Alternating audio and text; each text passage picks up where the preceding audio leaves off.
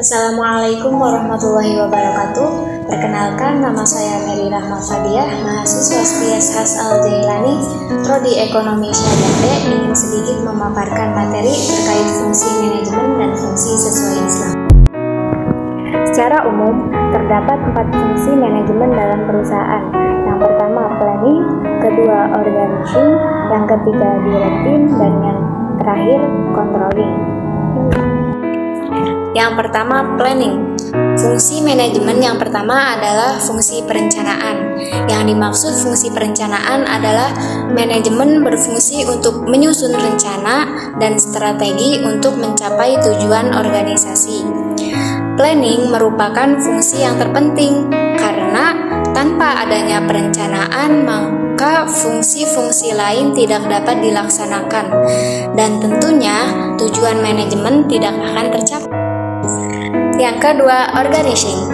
Fungsi pengorganisasian adalah fungsi manajemen dalam hal pembagian tugas dan kegiatan besar menjadi kecil untuk dibagikan pada para anggota sesuai keahlian masing-masing anggota organisasi. Dalam arti manajemen berfungsi untuk mengelompokkan orang, tugas, tanggung jawab, dan wewenang sesuai porsi sehingga mencapai tujuan organisasi itu sendiri secara bersama-sama. Yang ketiga, directing atau pengarahan, yang merupakan tindakan yang dilakukan agar semua anggota berusaha untuk mencapai cita-cita organisasi.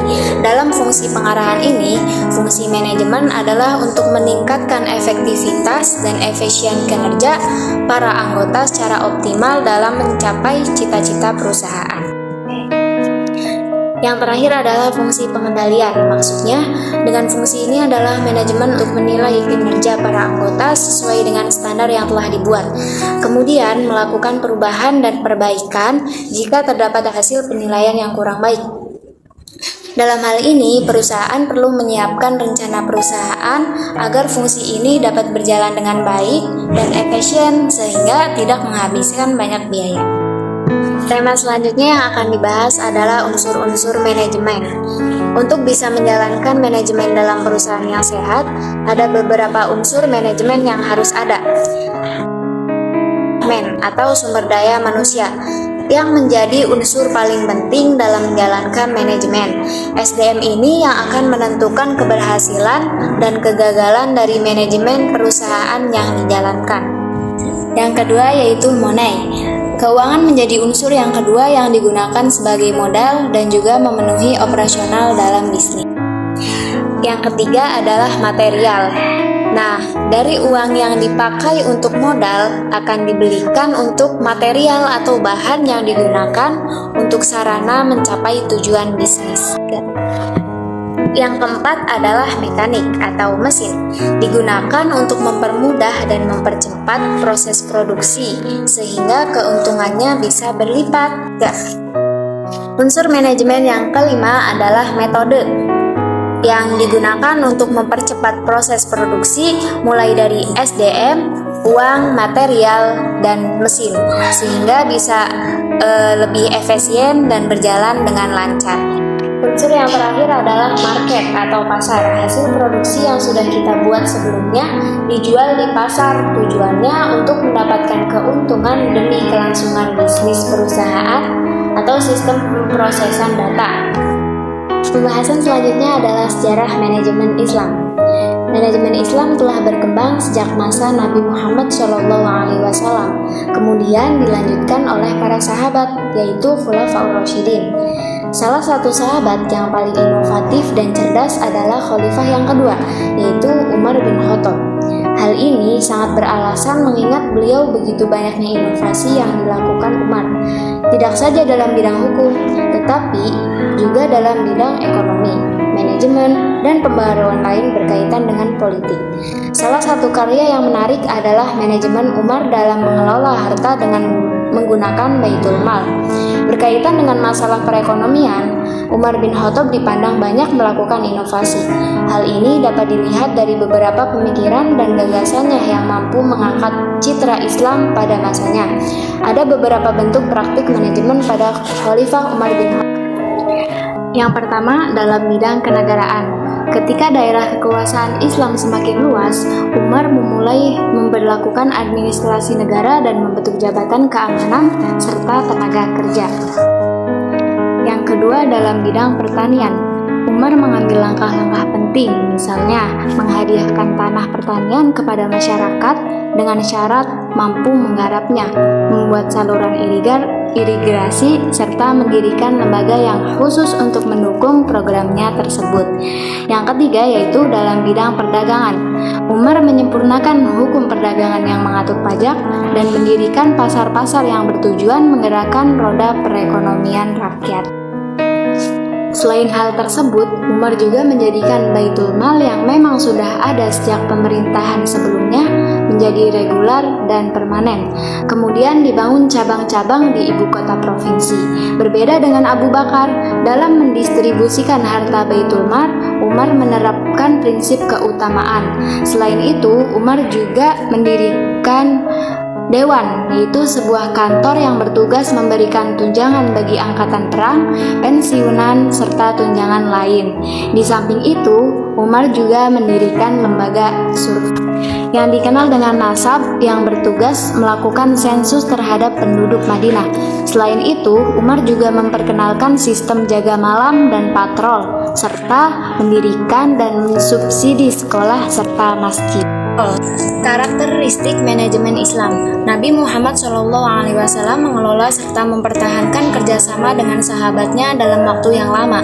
Salah satu kebiasaan Nabi Muhammad adalah memberikan reward atas kreativitasan serta prestasi yang ditunjukkan sahabatnya. Ada 4 pilar etika manajemen yang ada dalam Islam, seperti yang dicontohkan Nabi. Yang pertama, tauhid, yang berarti memandang bahwa segala aset dari transaksi bisnis yang terjadi di dunia adalah milik Allah. Manusia hanya mendapatkan amanah untuk mengelolanya. Yang kedua yaitu adil, artinya segala keputusan menyangkut transaksi dan interaksi dengan orang lain didasarkan pada kesepakatan kerja yang dilandasi oleh akad saling setuju dengan sistem profit and loss sharing. Yang ketiga yaitu kehendak bebas, artinya manajemen Islam mempersilahkan manusia untuk menumpahkan kreativitas dalam melakukan transaksi dan interaksi kemanusiaannya sepanjang memenuhi asas hukum yang baik dan benar. Terakhir, pertanggungjawaban, yaitu semua keputusan seorang pimpinan harus dipertanggungjawabkan oleh yang bersangkutan.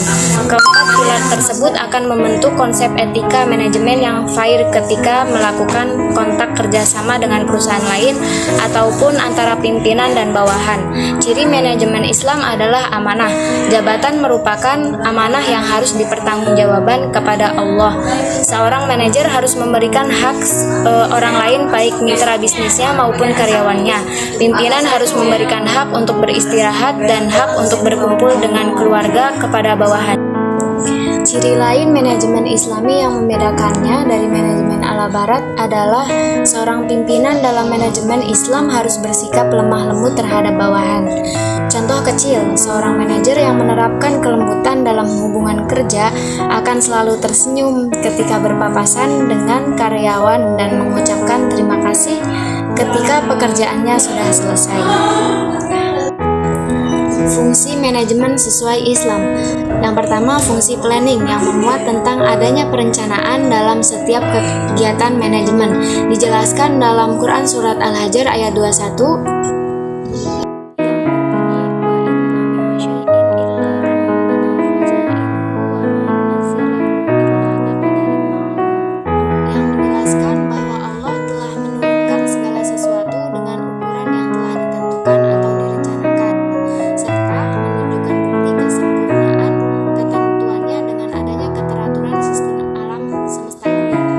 Yang kedua, fungsi organisasi yang memuat tentang pembagian kerja bagi orang yang